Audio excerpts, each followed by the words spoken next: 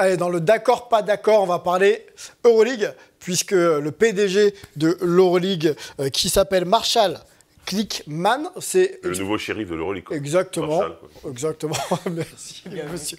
Il est fort, hein, il est très très fort. Il est fort dans la traduction. Donc le nouveau shérif de l'Euroleague s'est exprimé un peu sur les perspectives d'évolution de sa ligue, et il essaye un petit peu d'aller vers un modèle qu'on connaît bien ici, le modèle NBA. On va se poser la question de savoir si c'est une bonne chose ou pas, mais avant ça, on va surtout écouter ce bon vieux shérif et on en discute ensemble.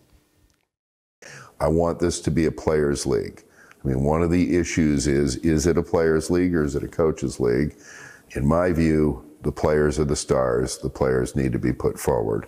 By giving them the freedom to use their social media platforms, giving them the freedom to use their voice, by taking our digital content and all forms of our content and putting the players out there more. I think people are interested in our players in terms of their lives and our players as people, not only as basketball players. And I think that's part of the secret of the NBA is that the players are relatable, whether it's through fashion, whether it's through fitness, whether it's through health and nutrition, whether it's through causes that they care about.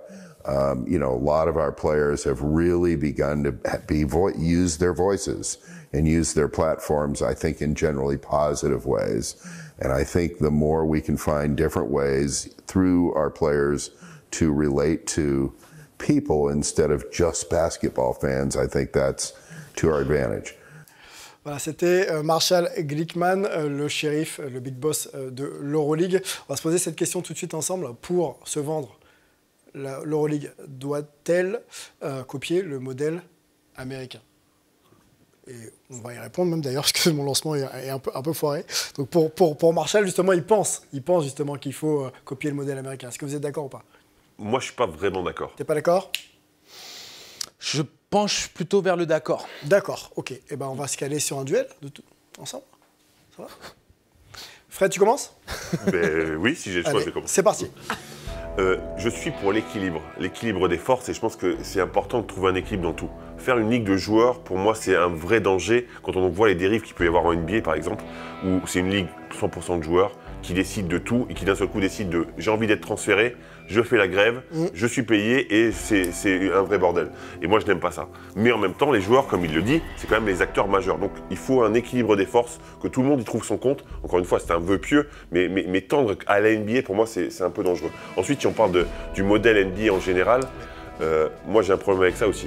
Parce que ça risque de devenir l'Euroleague de chez Wish. On est souvent comparé avec la NBA, on n'a pas les mêmes moyens, on n'a pas les mêmes joueurs, on n'a pas le même nombre d'argent et on n'a pas la même fanbase dans l'esprit et dans le monde. Donc pour moi, c'est un vrai danger de se mettre en concurrence directe avec la NBA parce qu'on serait ringardisé tout de suite. Ok, bon, bah ça c'est clair. On va donner la main à Angelo qui semble plutôt d'accord avec cette perspective d'évolution qui amènerait les deux plateformes à être similaires. En fait, moi je suis plutôt d'accord, pas sur ce dont a parlé Fred, que je rejoins à ce niveau-là. Je ne veux pas qu'il y ait la dérive d'une ligue qui n'appartienne qu'aux joueurs. Moi je suis d'accord dans la perspective de développer le basket européen et d'essayer de faire grandir son aura mondiale et sa présence digitale, son marketing, la mise en avant des joueurs et tout ça, de la même manière que le fait la NBA. C'est sur ça que moi je suis d'accord avec lui, dans cette philosophie de faire grandir le produit. Par contre, que ce soit une ligue de joueurs, ce n'est pas adapté ni à la culture européenne, ni au format du jeu. Pratiqué en Europe comparé à la NBA, ça voudrait dire que le seul et unique moyen pour que ce soit vraiment le cas, c'est d'uniformiser les règles, les matchs et toutes ces subtilités qui pourraient permettre d'avoir un produit similaire. Mais quoi qu'il arrive, le modèle économique européen n'est pas identique au modèle français. Mais il faut qu'on tende vers ce qui se fait de meilleur. Donc forcément, je suis d'accord avec cette idée-là, parce qu'on ne peut pas non plus rester sur ses acquis, et il faut essayer de pousser l'enveloppe pour pallier les carences qu'on puisse avoir. Oh, buzzer beater d'Angelo Zagarakis, bravo. Avant de se positionner, Mélissa, je voudrais quand même que tu donnes peut-être un peu ton avis sur la question de manière globale. Est-ce qu'il faut tendre vers Fred et du coup garder un peu cette forme d'acquis et de ne pas donner trop de pouvoir aux joueurs, ou est-ce qu'effectivement il y a cette opportunité qu'énonce Angelo à saisir pour quand même essayer un petit peu d'amener un développement à cette ligue? Alors, dans les deux cas, je prends beaucoup de chacun de ce qu'ils ont dit. J'aime la force et l'équilibre que Fred dit, et en même temps, j'aime aussi l'évolution de ce que propose Angelo. Il ne faut pas oublier que dans tout, la vie, tout est en changement. Il faut du changement, il faut s'améliorer. Mais je pense que pour s'améliorer, il ne faut pas forcément toujours chercher à vouloir copier.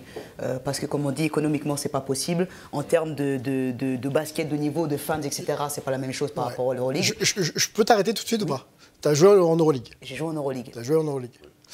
Est-ce que culturellement, il n'est pas possible de capitaliser sur les forces du basket européen pour quand même vendre un peu mieux le produit finalement? Alors moi j'ai une question à poser. Quand on parle de vendre, parce que je veux bien, c'est-à-dire qu'en termes de plateforme, on doit proposer peut-être, on peut grandir, on peut toujours faire mieux. Ça, c'est toujours à se dire, c'est qu'aujourd'hui, ce qu'on est en train de faire... Le storytelling de l'Euroleague, je parle, quand on parle de plateforme. Le storytelling de... Moi, on parle d'un truc aujourd'hui, mais moi, je trouve que c'est dingue ce que Marshall nous propose, parce que déjà, si on parle du fait qu'aujourd'hui, l'Euroleague n'est plus entre ce que... Moi, je me rappelle de l'Euroleague, pour jouer en Euroleague, il fallait mériter d'être en Euroleague. L'Euroleague, c'est déjà, il faut gagner dans ton championnat, il faut être dans les 2 premiers pour avoir un titre. Non, c'est une licence attribuée en fonction de certains critères. En même temps, il y a une guerre avec la FIBA, et de ce point de vue-là, les champions, ils s'en foutent en fait. Bien sûr. Eux, ils veulent et c'est là la dérive qui m'inquiète. Ouais. C'est que, qu'est-ce qui va se passer? Les mecs vont sécuriser leur place en Euroleague, sauf qu'ils vont faire de plus en plus de matchs. Et qu'est-ce qui va se passer? Les championnats nationaux, ils ne vont plus exister, ils vont jouer que l'Euroleague. Et c'est la seule solution de copier le modèle américain. C'est ça. Et ça, c'est un danger. C'est un danger parce que moi, c'est ce que j'aimais par rapport aux États-Unis et qui était différent, c'est qu'à un moment donné, je pense que c'est ça. Il faut garder le système américain, il faut garder pour le système américain et le système européen qui est beau parce qu'il nous produit des joueurs, qui nous produit beaucoup de choses. Notre manière de jouer aujourd'hui en Europe, on n'a rien à envier aujourd'hui dire à la NBA. Peut-être dans tout ce qui est infrastructure, tout ce qui est moyens humains, etc. Oui, mais dans la production même de joueurs de qualité de tout l'Euroleague, je suis désolé, il faut réfléchissons en...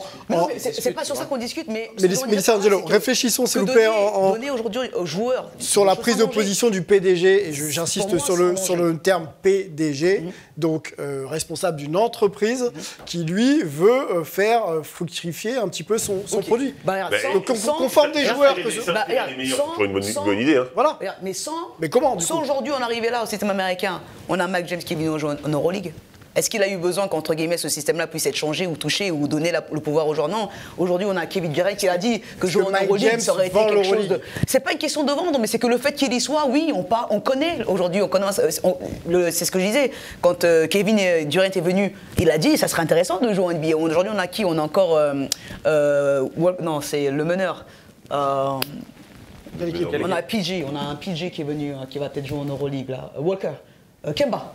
On a Kemba Walker qui va jouer. Je veux dire, aujourd'hui, la NBA, l'Euroleague, elle commence à être connue, on va en parler, mais je pense que chercher à vouloir exactement être pareil pour attirer, je trouve que, et donner le pouvoir aux joueurs. Après, il y a quand même une tendance qui est lancée depuis quelques années, c'est l'uniformisation en fait, du jeu, la globalisation du jeu quand même.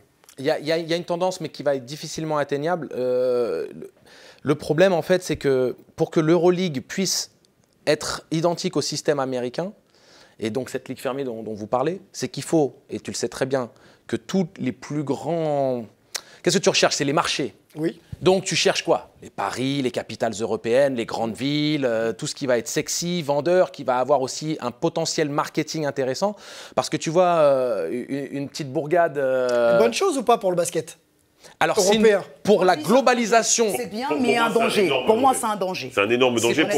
La structuration du basket européen, c'est très compliqué parce que ça serait encore une fois un système les financements où il n'y a pas de montée-descente. Ça peut générer d'autres sources de financement. C'est quoi notre appréhension du financement? C'est quoi ton intérêt si tu peux jamais atterrir dans les meilleurs championnats, si tu peux jamais jouer contre les meilleurs? C'est quoi l'intérêt pour le reste de ton championnat? C'est ça, pourquoi tu joues? C'est quoi l'intérêt pour le basket en général? C'est ça, pourquoi tu joues? Oui, pour l'élite, c'est magnifique. Mais pour le reste, cite-moi un niveau de jeu en NBA, aux États-Unis, mis à part la NBA. Et pareil, la NBA, t'as des franchises qui ne vont jamais descendre, qui ne vont jamais monter. Non, mais tu crées une élite quand même. Tu crées une ligue de développement, et les autres, ils font quoi? Ils vont jouer en Europe. C'est ça. Oui, mais attendez, alors qu'ici, il y a 30 équipes, les amis. Pour moi, non, mais attendez. Angelo, pour conclure. Attendez, parce que les États-Unis, tu as tout le système universitaire américain qui te fournit soit la relève en NBA, et les infrastructures et le niveau de jeu en NCAA... Le système américain, attention, hein, oui. En termes universitaires, ils sont en train de signer sur le fait qu'ils ne soient plus obligés de passer par l'université. Alors déjà, ils avaient une année obligatoire, minimum. Mais ça concerne combien de gamins, les amis? C'est pas énormément. Tu sais combien de gamins passent par la case universitaire en comparaison aux quelques rares qui peuvent aller en NBA? Et donc après, ils font quoi? Non, mais déjà, tu as 4 années où tu es dans cette question, ils font quoi après? Le reste, ils font quoi? Les meilleurs d'entre eux vont soit en NBA, soit en Europe. Mais ça n'a jamais changé. Mais le système européen Oui, le système européen nous permet d'avoir d'autres championnats, d'avoir d'autres. On peut permet de faire autre chose que ce que tu fais. Vous parlez que vous êtes en train d'essayer de mettre en avant que le développement de le mot de la l'Euroleague. fin pour Angelo. Ouais, que le développement de l'Euroleague va faire disparaître les ligues domestiques. C'est pas le cas. Attention. Non, c'est pas ce qu'on est en train de dire. On est en train de dire que les autres ligues, c'est une opportunité, c'est un danger, c'est une dérive potentielle. Mais oui, c'est une dérive potentielle. Je l'accepte, bien sûr. Mais c'est possible. On se bat pour pouvoir avoir quelque chose. C'est-à-dire que tu te bats pour être dans un classement, tu te bats parce que ce classement-là te permet d'acquérir à certaines choses. Tu ne peux pas copier, mais tu peux t'inspirer. Exactement, s'inspirer, mais pas copier. On s'arrête là, encore une grosse discussion qu'on va pas finir.